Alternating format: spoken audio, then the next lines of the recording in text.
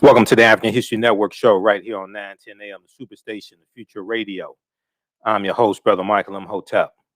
It is Friday, June 11th, 2021, and we are live.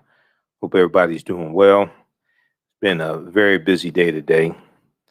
I was on Roland Martin Unfiltered today for 2 hours, and also did a broadcast today to promote my online course on Saturday, June 12th, my 10-week online course, Ancient Kemet, the Moors, and the Ma'afa, Understanding the Transatlantic Slave Trade, what they didn't teach you in school. And our guest speaker Saturday, June 12th, will be Dr. David Imhotep, author of the book, The First Americans Were Africans, Documented Evidence. So we'll talk a little bit about that. I saw a story yesterday night after I got off the air. And we talked about it today on Roland Martin Unfiltered. So, we've been talking about the plight of African-American farmers, and we've been talking about the $4 billion in loan forgiveness for African-American farmers, and there's about $1 billion in other assistance.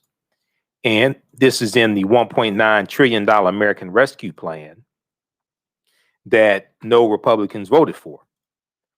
Well, and we talked about how you had white farmers who are claiming discrimination and whining and crying. And they filed lawsuits halting the disbursement of the funds and saying that they should be included in the loan forgiveness. Okay. Now, this loan forgiveness is for farmers of color, non-white farmers, to deal with a history of decades of discrimination against African-American farmers and white farmers, African-American farmers, Hispanic farmers, and others coming from the federal government and the U.S. Department of Agriculture. Well, you have white farmers who is saying, oh, that's reverse racism, that's discrimination. And they're saying that they should be allowed to take advantage of the loan forgiveness also. Now, even though in 2020, under the Trump administration, you had white farmers who got $26 billion, almost $26 billion in loans from the Trump administration, and African-American farmers got only 1/10 of 1%. Okay, but none of these people were calling that discrimination. Okay, none of these white people were calling that discrimination. Senator Lindsey Graham wasn't calling that discrimination. None of these people who are calling it discrimination now were calling it discrimination then in 2020. So a judge has suspended the debt relief program. This ruling came down on Thursday. Judge suspends debt relief program for farmers of color after a conservative law firm and white farmers sue the Biden administration. We talked about that on Roland Martin Unfiltered. Roland had John Wesley Boyd Jr., president of the Black Farmers Union, on the show today. There was an article from USA Today that I saw last night about this. We also posted this article on our Facebook fan page, The African History Network, The African History Network. So we're going to talk about this on today's show, and I'm going to share the interview with you and share a segment of Roland Martin Unfiltered. And then, yesterday we had a great show. We'll be re-airing yesterday's show, our Thursday show. So be sure to watch that. Yesterday we talked about the how history is repeating itself, and how you have Republicans attacking the right to vote with these voter restriction bills, and then also teaching the history of the attack on the right to vote with the attack on critical race theory and 1619 Project, etc. So we dealt with that on Thursday's show. Now, because we had such a packed show yesterday, and we talked about the Mississippi State Convention of 1890 that adopted the Mississippi State Constitution of 1890, which instituted poll taxes and literacy tests to discriminate against African Americans and to lock us out of voting. That was the Mississippi State Constitution of 1890. There was a story that I did not get a chance to get to, and this deals with Memorial Day. And some of you may have seen this video go viral, but you had a retired Army officer who was at a Memorial Day, speaking at a Memorial Day celebration in Ohio, the American Legion Department of Ohio, in Ohio. And he started talking about the role that freed slaves played in the first Decoration Day or first Memorial Day, May 1st, 1865. Well, as he starts talking about this history to a largely predominantly white crowd, because I watched some of the video, his microphone was cut off. Now, he kept talking, but his microphone was cut off. Well, you've had two officials who have resigned. Two of the organizers of that event have resigned as fallout of this being exposed and his microphone being cut off. Both organizers of a Memorial Day ceremony have resigned under pressure after they silenced a retired U.S. Army officer's microphone while he was talking about how freed Black slaves honored fallen soldiers just after the Civil War. And this was the first Memorial Day. Very interesting. He's telling the truth. This is an older white man telling the truth about history, and they pulled the plug on him. They cut the microphone off. I guess they can't handle the truth. Is that what it is? They can't handle the truth? So we'll discuss that as well. I had that segment all ready to go on yesterday's show, but we just had a jam-packed show yesterday dealing with a topic yesterday in the Mississippi State Constitution and how all this history is repeating itself. So we'll deal with that today as well. On the African History Network show, we focus on educating, empowering, and inspiring people of African descent throughout the diaspora and around the world, because right now it corrects wrong behavior. What you do for yourself, what you do to yourself, and what you allow other people to do to you and get away with is based upon what you think about yourself. What you think about yourself is based upon what you have been taught about yourself. What you've been taught about yourself is based upon everything you've read, heard, and seen about yourself. So when you control the radius of a man or woman's thoughts, you can control the circumference of his or her actions, because the mind can't do or teach what it doesn't know. Now, we deal with a number of different topics here on the African History Network show. We deal with current events and history and politics, education, economic empowerment, entrepreneurship, relationships, love, sex, health issues, and much, much more. See, I said relationships that time. And much, much more. Sign up for our email newsletter. Text the word Kemet, K-E-M-E-T, to 22828. Sign up for our email newsletter. Text the word Kemet, K-E-M-E-T, to 22828. Sign up for our email newsletter. Also visit our website, AfricanHistoryNetwork.com, AfricanHistoryNetwork.com. Okay. Be sure to sign up. Go ahead and sign up for the online course that I teach on Saturdays, 12 noon to 2 p.m. Eastern Standard Time. Ancient Kemet, the Moors, and the Ma'afa, understanding the transatlantic slave trade, what they didn't teach you in school. Now, Kemet is one of the original names for Egypt. Our guest speaker, Saturday, June 12th, 2021, 12 noon to 2 p.m. Eastern Standard Time, will be Dr. David Imhotep, author of the book, The First Americans Were Africans, Documented Evidence. And I talked to him earlier today. And he'll talk about the premise of his book. He'll talk about new archaeological evidence that even pushes the date of 51,700 years ago even farther back than that. He said he has peer-reviewed evidence for that also. If you go to our website, AfricanHistoryNetwork.com, right on the homepage, scroll down, you'll see the information for our radio show. You'll see the information for the online course. It's a 10-week online course that I teach. We deal with thousands of years of history and what led up to the transatlantic slave trade taking place. We've been going throughout the timeline of history. We cover hundreds of thousands of years of history.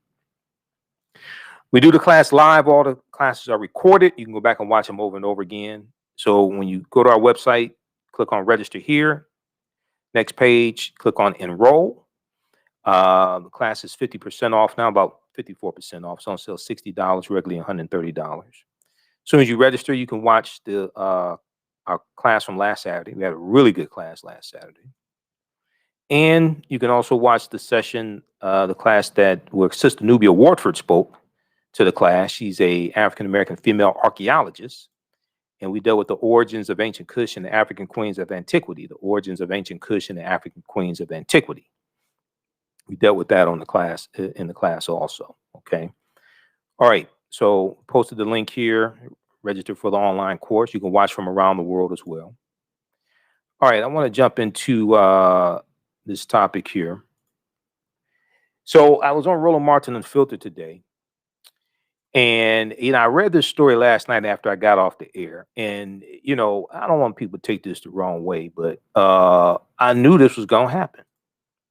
We'd already talked about the lawsuits that took place.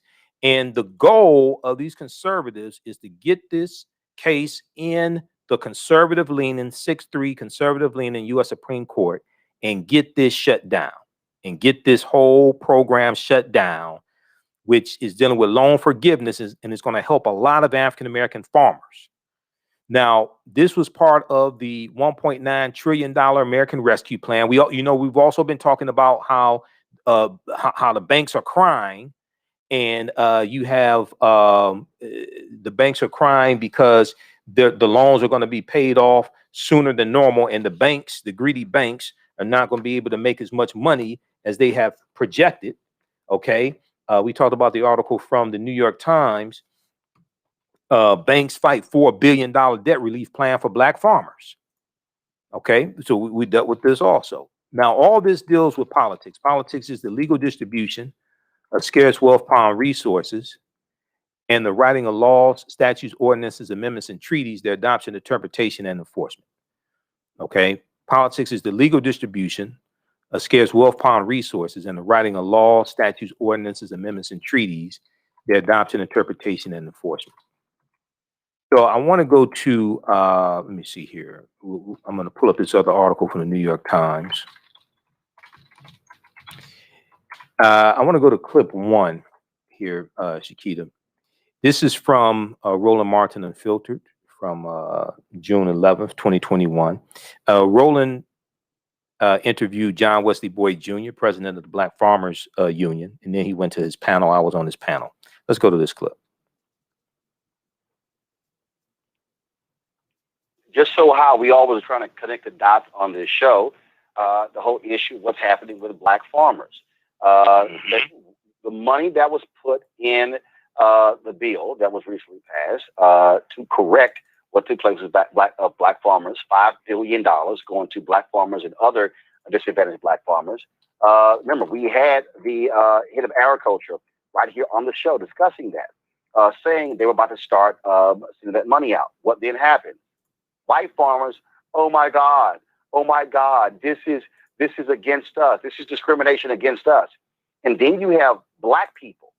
Yes, then you have Black people like Senator Tim Scott, who goes on Face the Nation and is saying the exact same thing these white farmers are saying. Oh, this is reverse racism. Okay, but I don't recall Senator Tim Scott saying a damn thing about Black farmers and the little money they got out of the $25 billion that sent out, where the white farmers got all of that money. Okay, this is a loan forgiveness program. Our farmers of color. U.S. District Judge William Griesbach out of Wisconsin has temporarily suspended the program due to the lawsuit alleging it discriminates against white farmers. Now, he will pay up to 120% of direct or guaranteed farm loan balances for Black, American Indian, Hispanic, Asian American, or Pacific Islander farmers as part of the COVID-19 pandemic relief plan. Again, for all of y'all people out there who saying ain't nothing happening with Black people, no, this is not a Black specific program. But guess what? If you look at those numbers, you're likely going to have Black farmers who are going to get more of the $5 billion than all the other groups out there. Okay, so just for y'all folks who keep saying there's nothing that's been done for Black people, Joining us right now is John Boyd, founder and president of the National Black Farmers Association. John, glad to have you back on the show.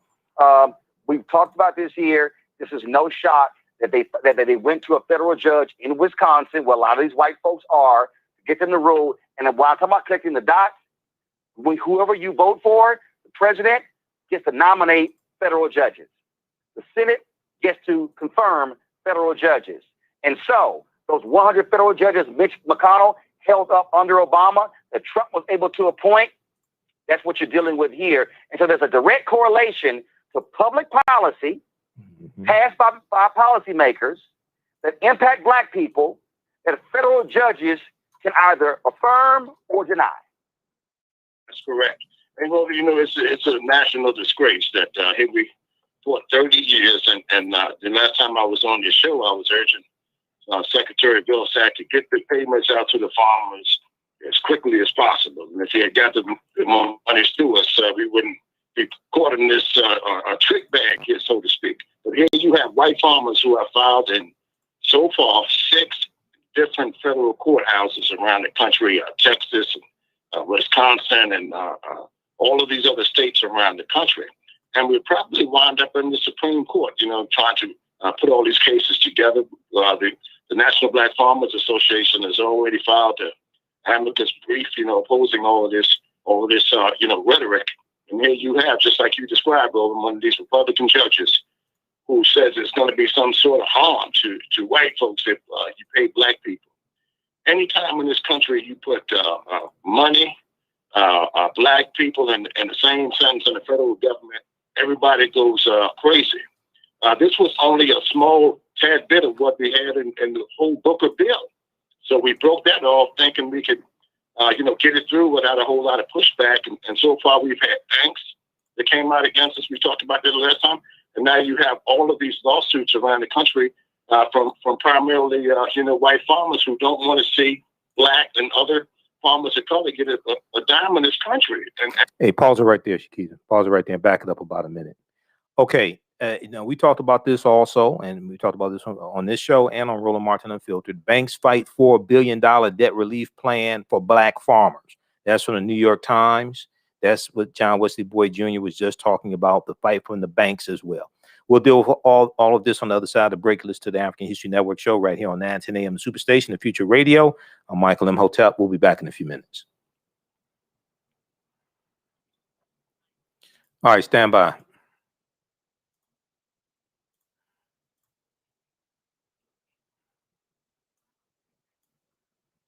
All right, how's everybody doing? We'll be back from break in 4 minutes. Stand by. Everybody share this broadcast here on social media platforms. Invite your friends to tune in. Stand by, everybody.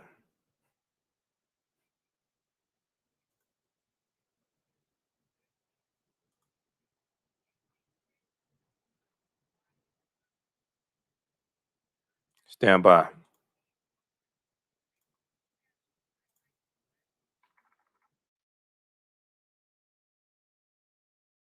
Back from break in 3 minutes.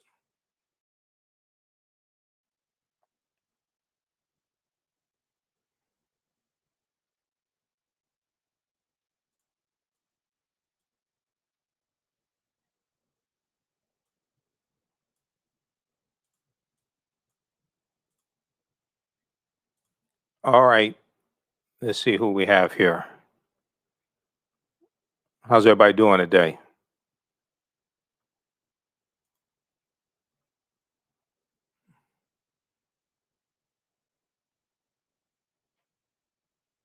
All right, back from break in 2 minutes.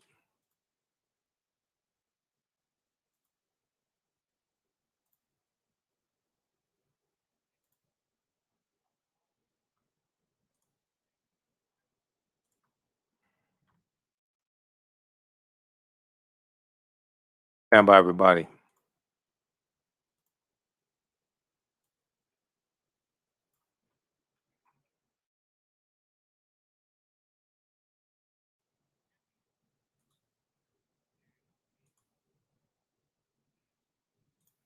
Back from break in 1 minute.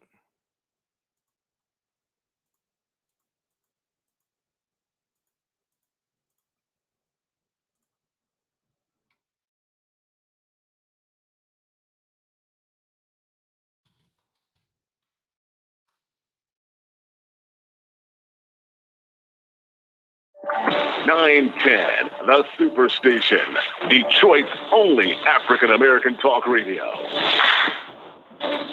Welcome back to the African History Network show right here on the antenna on the Superstation, the Future Radio. I'm your host, Brother Michael Imhotep. It is Friday, June 11th, 2021. And we are live. Calling numbers 313-778-7600, 313-778-7600 is the calling number if you have a question or comment. So right before the break, we were talking about the ruling that came down out of Wisconsin. A federal judge halted payments, and let me go back over to the article here from USA Today. I read this article when we got off the air on Thursday night, and then we talked about it on Roland Martin Unfiltered today. Judge suspends debt relief program for farmers of color after conservative law firm and white farmers sue the Biden administration, the Joe Biden administration. A federal judge halted payments for a loan forgiveness program that provides relief to agricultural producers of color. A temporary restraining order was handed down Thursday, June 10th, by Judge William Gracebach of Wisconsin's Eastern District, in response to a lawsuit filed by the conservative Wisconsin Institute for Law and Liberty in April of 2021. The group alleged that the Biden administration used an unconstitutional program in an effort to end systemic racism and should make the relief available to white farmers too. Now, this is to address about 100 years of racism and discrimination that African-American farmers and farmers of color, et cetera, have experienced coming from the U.S. Department of Agriculture, coming from the federal government. African-American farmers have lost about 92% of their land. And we've gone from 1 million African-American farmers in 1920 to 45,000 today. If you look at the article from the Washington Post that deals with, from March 25th, that deals with the interview that Secretary of Agriculture Tom Vilsack did with the Washington Post. And let me go to this article here. It talks about how white farmers got $26 billion from the Trump administration in 2020 alone. But African-American farmers got 0.1%. Now, all these white farmers crying today and Republicans crying, they weren't crying discrimination when white farmers got 99% of the money in 2020. Agriculture Secretary Tom Vilsack says only 0.1% of Trump administration's COVID-19 farm relief went to black farmers. This is from March 25th, 2021. We've talked about this here a number of times.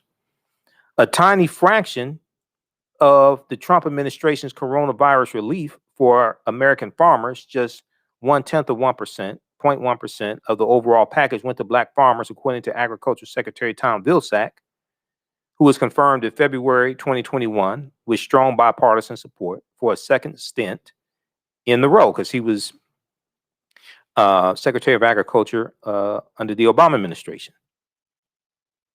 Of those who identified their race or ethnicity, black farmers received only 20.8 million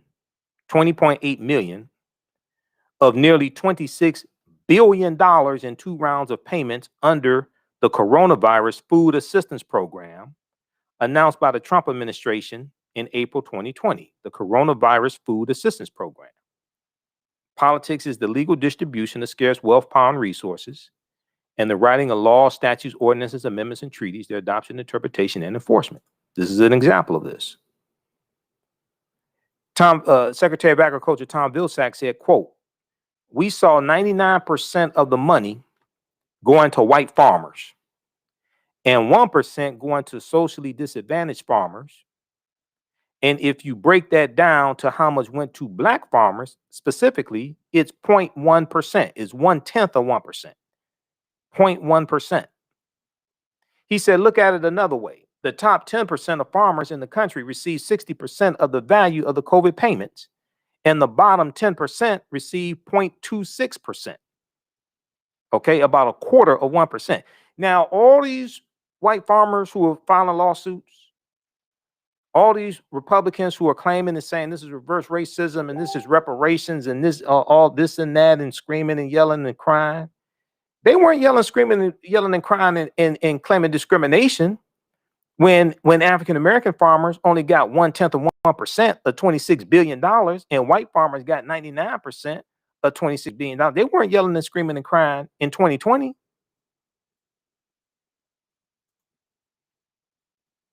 I wonder what changed. What happened? So let's go back to this clip, Shakita. This is from Roland Martin Unfiltered. Roland is interviewing John Wesley Boyd Jr. of the Black Farmers Union. Let's go back to this clip. That's correct. And well, you know, it's a national disgrace that here we fought 30 years, and the last time I was on your show, I was urging Secretary Vilsack to get the payments out to the farmers as quickly as possible. And if he had got the money to us, we wouldn't be caught in this trick bag here, so to speak. But here you have white farmers who have filed in so far 6 different federal courthouses around the country, Texas, and Wisconsin, and all of these other states around the country. And we'll probably wind up in the Supreme Court, you know, trying to put all these cases together. The National Black Farmers Association has already filed an amicus brief, you know, opposing all of this, you know, rhetoric. And here you have, just like you described, Roland, one of these Republican judges who says it's going to be some sort of harm to white folks if you pay black people. Anytime in this country you put money, black people in the same sentence in the federal government, everybody goes crazy. This was only a small tad bit of what we had in the whole book of bill. So we broke that off thinking we could, you know, get it through without a whole lot of pushback. And so far we've had banks that came out against us. We talked about that last time. And now you have all of these lawsuits around the country from primarily, you know, white farmers who don't want to see black and other farmers of color get a dime in this country. And you know, when did we say enough is enough? And I was listening to you on your commentary. You've done a great job of Black America Wake Up and look at this. You know, here you have a targeted group of people who've been discriminated against by the federal government. We lost millions of acres of land. It's been documented, and we didn't get injunctive relief in either of the 2 lawsuits. Injunctive relief being land and inventory and or debt relief that we've been asking Congress for. This is not a new program for white farmers that excludes white farmers. White farmers have been getting the debt relief the whole time, and rolling since 1995, they've got $500 billion worth of cheap told out to white farmers, 99% to white farmers. Under the Trump administration alone, $30 billion that went out to white farmers. So how many times they want to collect and how many times they want to get all of the money all of the time? Or, yeah, they want, it was $1. They mad, you got a penny. Oh no, they want that penny too. But I also need you to respond, John, to these ignorant black people who I see commenting who go, well, this is just a small pittance. This really is nothing. Right. Tell that to one of the black farmers. This is nothing. Who waiting? We have farmers who call here, Roland, every single day at the National Black Farmers Association. Brother Book, when are we going to get this debt relief? We have black farmers who are waiting on the brink of farm foreclosure. That means we lose more land, we lose more black farmers if we don't get these payments and you know, relief out to black farmers. And you know, as I talked about earlier about the conversations with Secretary Vilsack, you have to move swift with stuff like this and giving these people all this time to come out against the measure. And if they had told the money out the way that they did white farmers immediately after the bill passes, the monies are deposited into their checking accounts or whatever have you there, the same swift action should have been done in this particular law. It's no longer a bill, people. It's a law, and we haven't received the monies. You know, and the thing is, you know, when I hear these nutcases go, well, the black farmers need reparations. Well, okay, please explain to me when that's going to pass. Hell, a study can't even get passed. The reality is, this got passed. Pause it right there, Shakita. Pause it right there. Pause it right there for me a bit, and just back it up about 20, 30 seconds. So for all the people who say black farmers need to have reparations, I agree with you. Now, explain to me how you get a reparations bill passed for black farmers. This right here is loan forgiveness, and this is being attacked. This was in the $1.9 trillion American Rescue Plan. See, the only people that say stupid ass stuff like that are people that don't study politics and don't read. Those are the only people that say stupid ass nonsense like this. The $1.9 trillion American Rescue Plan. You know how many Republicans voted for that bill? 0. No Republicans. There's over 200 of them in the House of Representatives. No Republicans in the House of Representatives. None of the 200 plus in the House voted for the bill, and none of the 50 Republicans in the Senate voted for the bill. And this bill, this $1.9 trillion American Rescue Plan, is cutting childhood poverty in half. Had the $1,400 stimulus checks. Has aid to fight coronavirus. All this. This is benefiting Republicans in Republican districts that voted for Republicans in the first place, and none of these Republicans voted for the bill. So if they ain't vote for this bill, how you gonna get a reparations bill passed? How you gonna get a reparations bill passed for black farmers? And white farmers are suing, attacking this bill here, and this is loan forgiveness. How you gonna get? See, this is what people don't understand.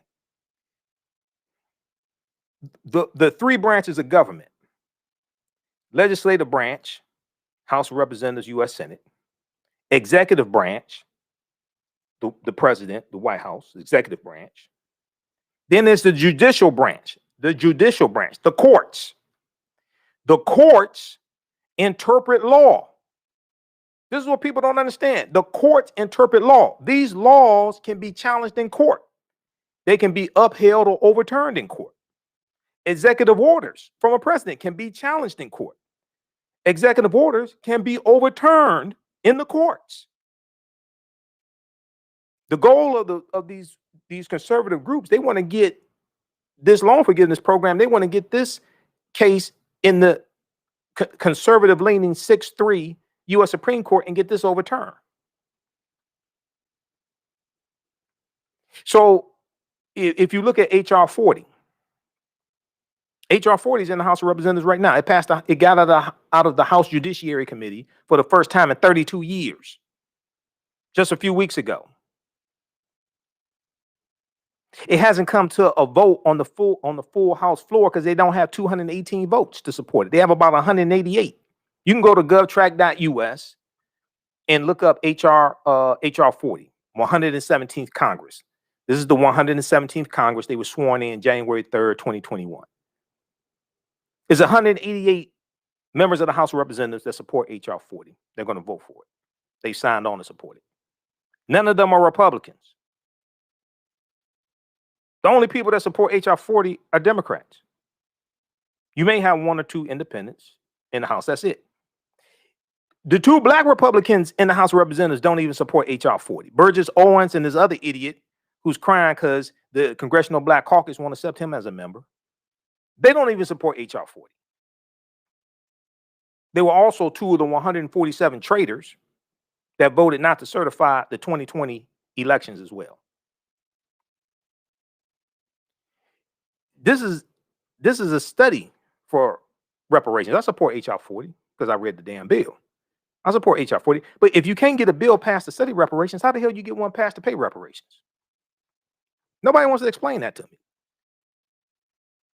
How many Republicans you think in the Senate are going to support HR 40 or any reparations bill? If they wouldn't vote for the American Rescue Plan, they help white people that voted to put them in office, you think they're going to vote for a reparations bill? I don't know what type of drugs you using.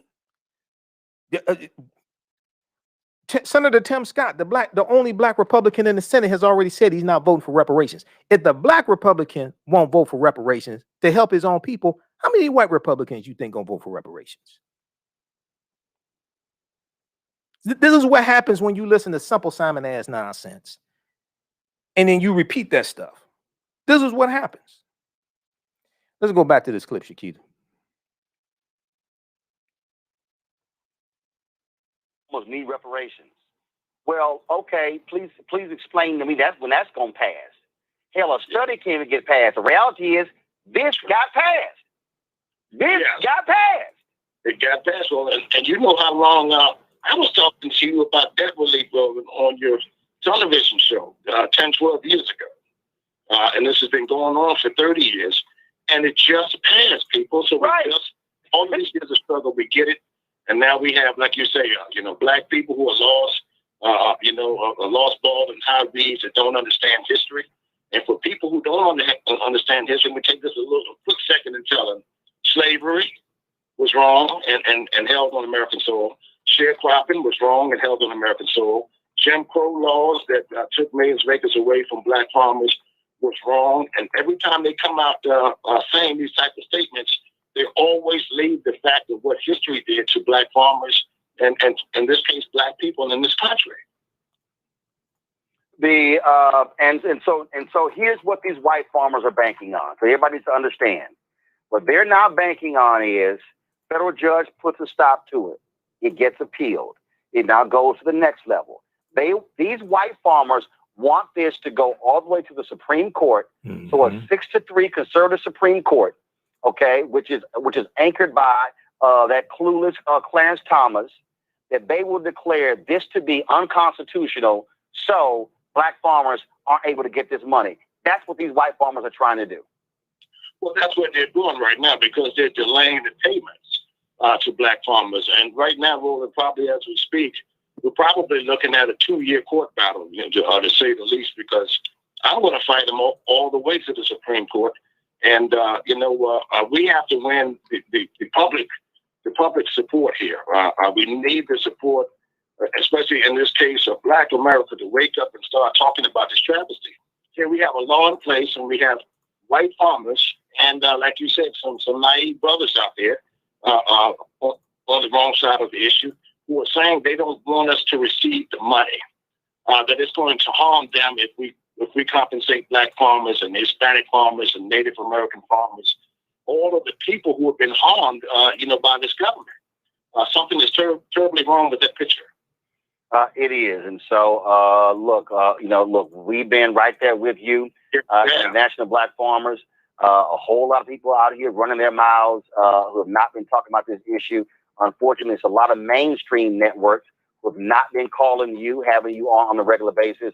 And that's exactly, and they really do because this is a big issue here. You got land and money in the same sentence, and for black people, that's a whole lot. And we have to get on top of this, and we have to stop the land laws. And the only way to do that is to get money in the hands of needy black farmers and other farmers of color in this country. Well, and what people also don't realize is that you're seeing a renewed focus also among younger African Americans who are now looking at farming. As a sister I know, Rachel Ponder, she's an activist out of Georgia, and she's actually going through classes now to become a black farmer. And so you see African Americans who are creating urban farms, who are creating to deal with food deserts. And so people need to understand that there are black people in rural America who this impacts. We're talking about Virginia, Georgia, South Carolina, North Carolina, Alabama, Tennessee, Texas, Florida. But it's also these things impact what's happening in inner cities where African Americans are trying to become more self-reliant, even with urban farms. And as we go, Roland, we have a scholarship program we just announced, probably about $4 million scholarship, a full ride for 4 years. And we need young blacks to apply for this scholarship. So they can look at that on the National Black Farmers Association.org or blackfarmers.org. Go out and apply. We got to get young blacks, just like you said, back into farming. And this is the best way to do it by educating them. And we'll be sure to get that out. And I'll push that on social media as well, because yeah, the opportunities are there.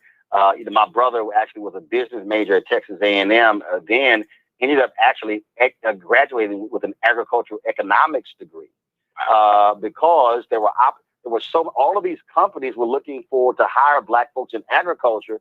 And again, we're sitting here thinking, well, agriculture means just a farm, not realizing these major companies. DuPont, he actually got hired by DuPont out of college, and so that's one of the areas.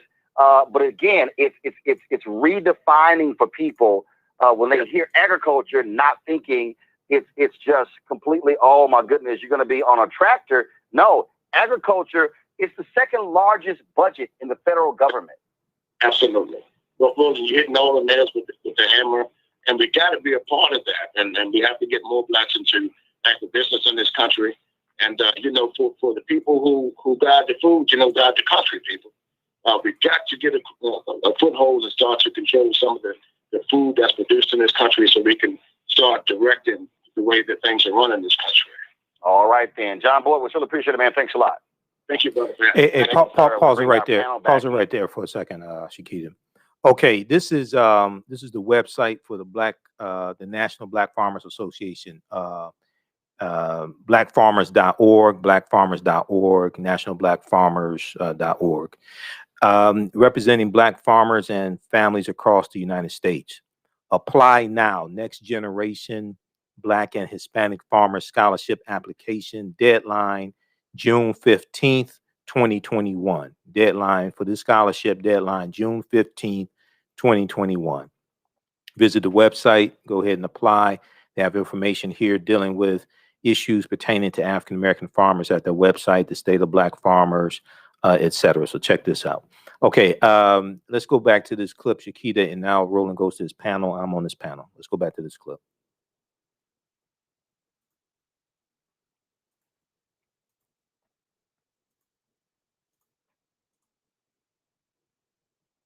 Press play.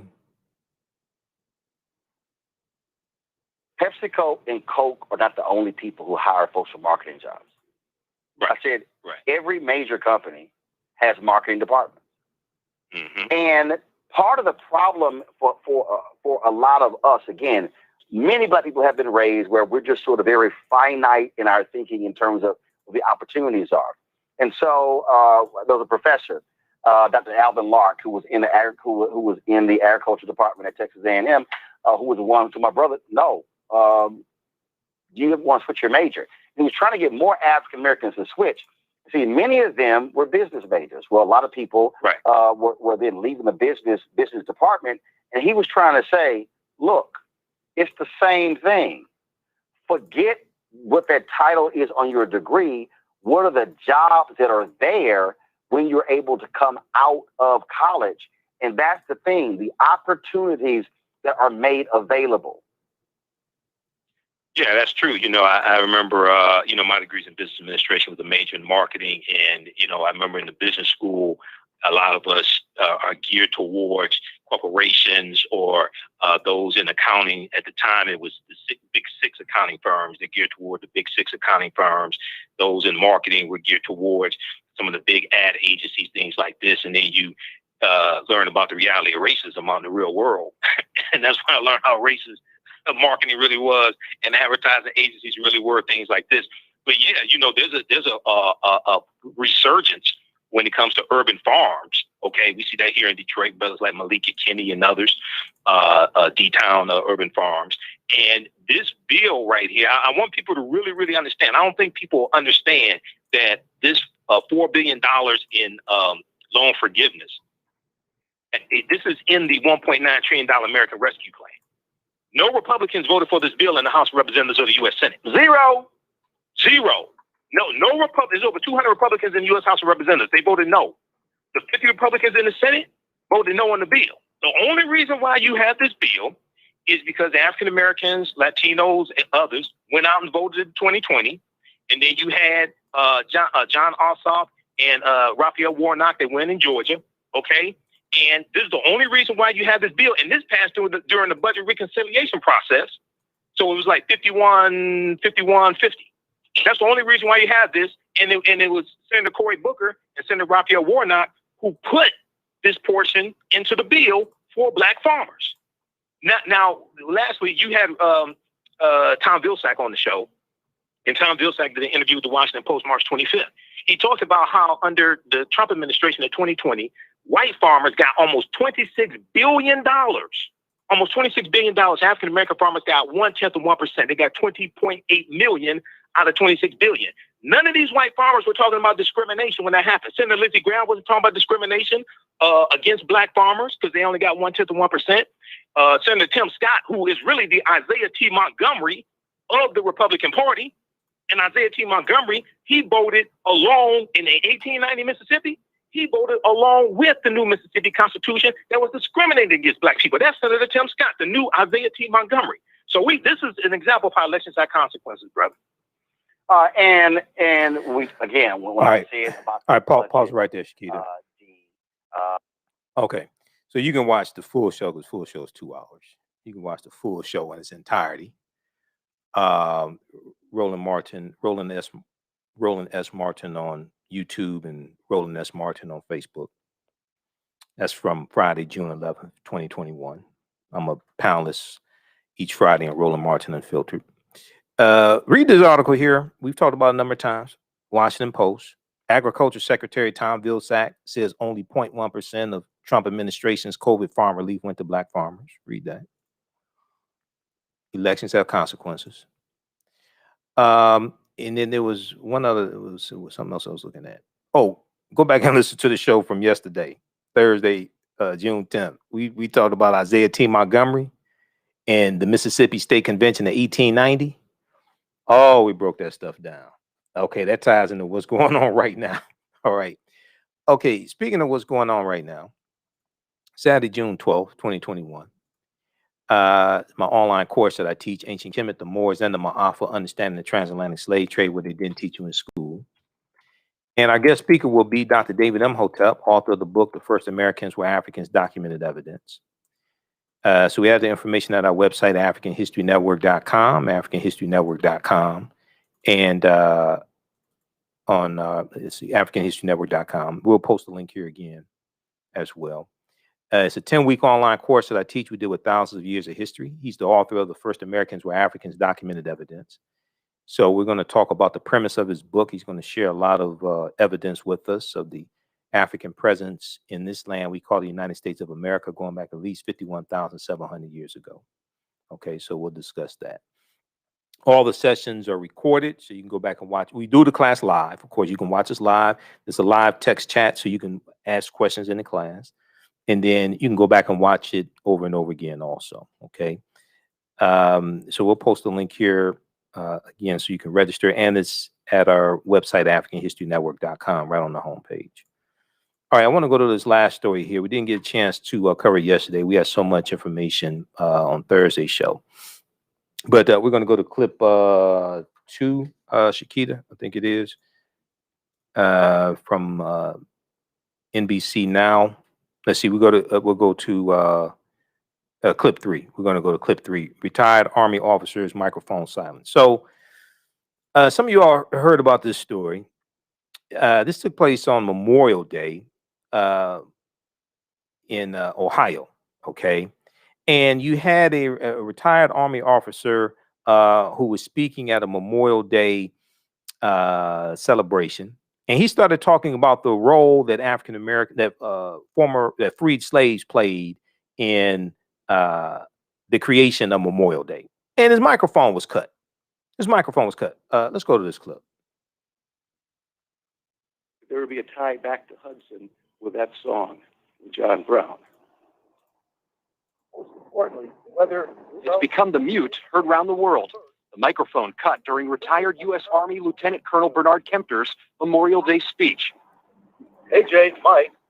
He tells me, quote, I wanted to explain how the African Americans were responsible and instrumental in establishing the first Memorial Day 1 month after the end of the Civil War. I wanted to explain this little-known part of American history. I can't think of any reasonable circumstance, not even reasonable, I can't think of any circumstance why you would cut something like this out from a Memorial Day observance. Lieutenant Commander Michael Walker is a former member of the Hudson American Legion Post 646 and participated in the Memorial Day observance put on by the chapter last year. He says he was sick to his stomach when he heard what happened.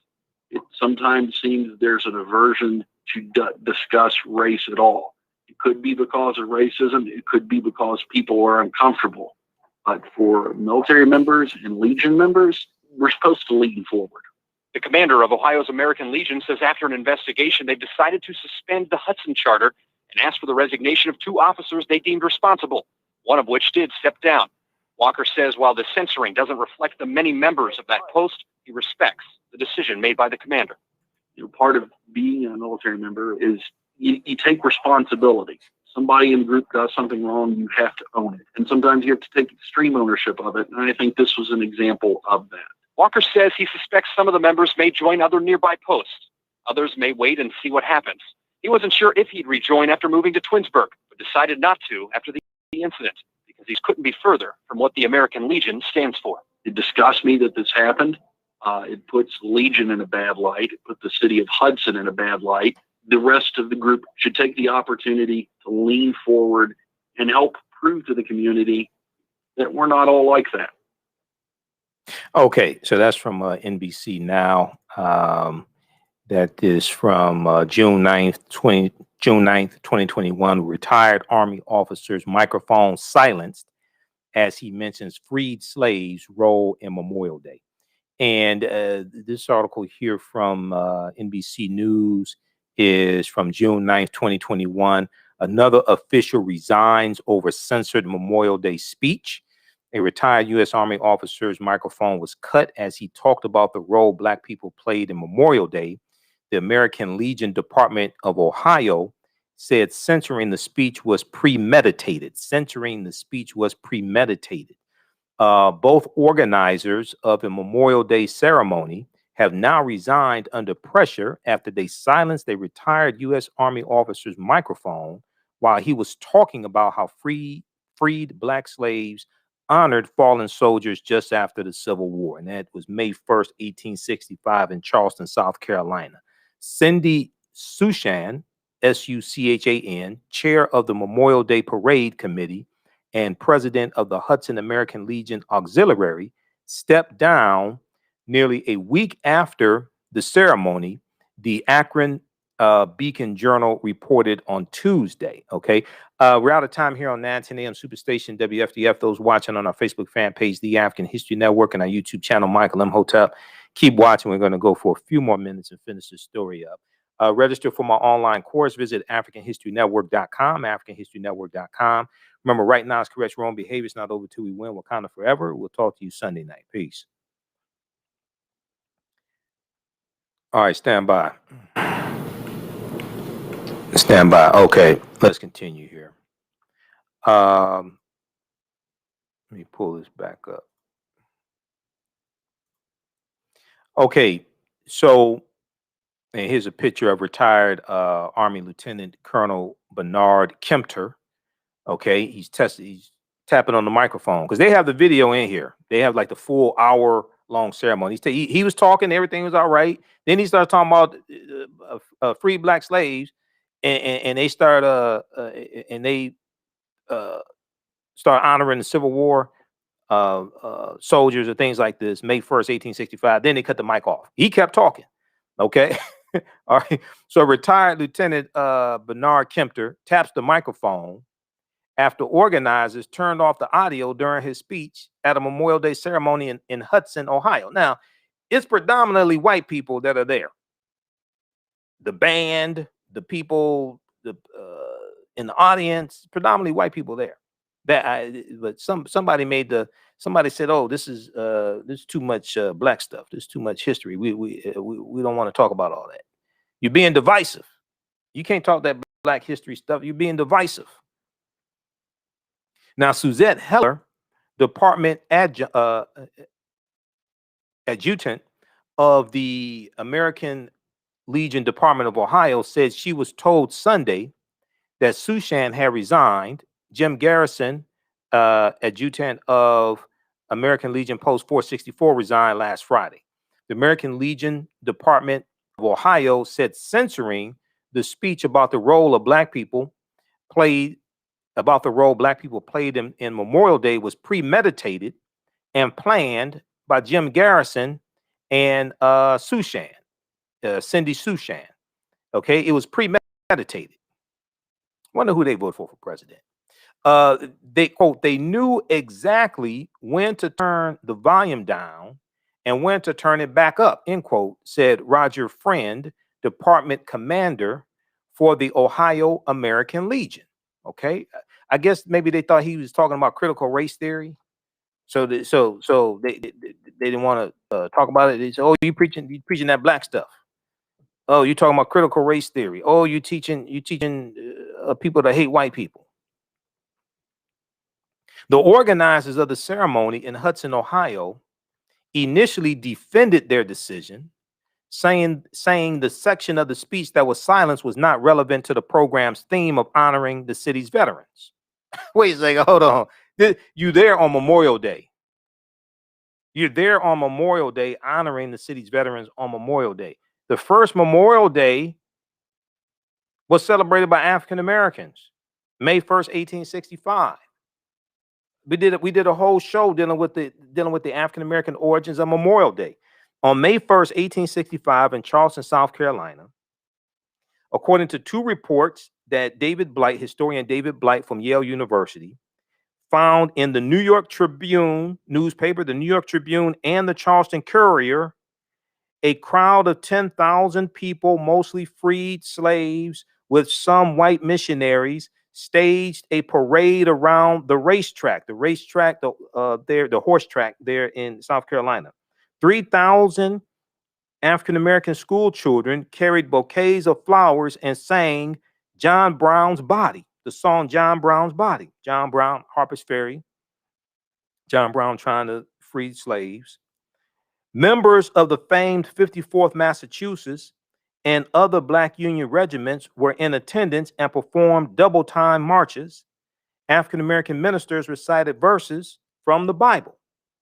Okay, this was May 1st, 1865. All right. So they said at first they defended the action of silencing Lieutenant Colonel Bernard Kempter. The organizers of the ceremony in Hudson, Ohio, initially defended their decision, saying the section of the speech that was silenced was not relevant to the program's theme of honoring the city's veterans. But he's talking about the origins of Memorial Day, which is why you're there in the first place. In the days before the ceremony, Cindy Sushan said she reviewed the speech and asked retired Army Lieutenant Colonel Bernard Kempter, who is a white man, an elderly white man, she asked him to remove certain portions of the speech. Retired Army Lieutenant Colonel Bernard Kempter said he did not see the suggested changes in time to rewrite the speech. What was it that you wanted him to remove, little Cindy? Now, retired Army Lieutenant Colonel Kempter, who spent 30 years in the Army and served in the Persian Gulf War, said he was disappointed that his microphone was turned off for 2 minutes. Why? He's talking about the origins of Memorial Day. Why are you censoring him? So, see, this is what happens when you tell the truth. They don't even want to hear the truth from a white man who's a veteran, who served in war, who fought for his country. They don't even want to hear the truth from him. I wonder who Cindy and Jim voted for president. Jim Garrison and Cindy Sushan. I wonder who they voted for president. I'm not sure, but I have a sneaky suspicion. Read this article here from NBCnews.com. Another official resigns over censored Memorial Day speech. This is from June 9th, 2021 from NBC News. All right, look, hey, if you like this type of information, you want to support the African History Network, you can do so, $ the AHN Show through Cash App, $ the AHN Show through Cash App, also through PayPal, paypal.me/the AHN Show. We definitely need your support. This helps us keep doing the research, keep broadcasting, staying on the air. We're here 6 days a week, Monday through Friday, 11 p.m. to 12 midnight Eastern Standard Time. Sundays, 12 noon. Sundays, not 12 noon. Sundays, 9 p.m. to 11 p.m. Eastern Standard Time, Sundays. And then also this, this helps us keep doing the research. This will help me get to and back from Atlanta as well. I'm speaking in Atlanta for the Juneteenth festival, June 18th through the 20th. I had a lot of expenses to cover and take care of. This is our real Cash App account. $ the AHN show through Cash App. These other two are fakes people set up. I've already reported them to Cash App. So $ the AHN show through Cash App, and also through PayPal, paypal.me/the AHN show. Be sure to register for the online course that I teach on Saturdays as well. And all my DVD lectures and digital downloads are at our website, AfricanHistoryNetwork.com, AfricanHistoryNetwork.com. All right, look, we had to get out of here. This is a very, very busy day. This is I've done 4 hours of broadcasting today, 2 hours for Roland Martin, 1 hour promoting the class after Roland's show, and then a little over an hour here. So I have to get out of here.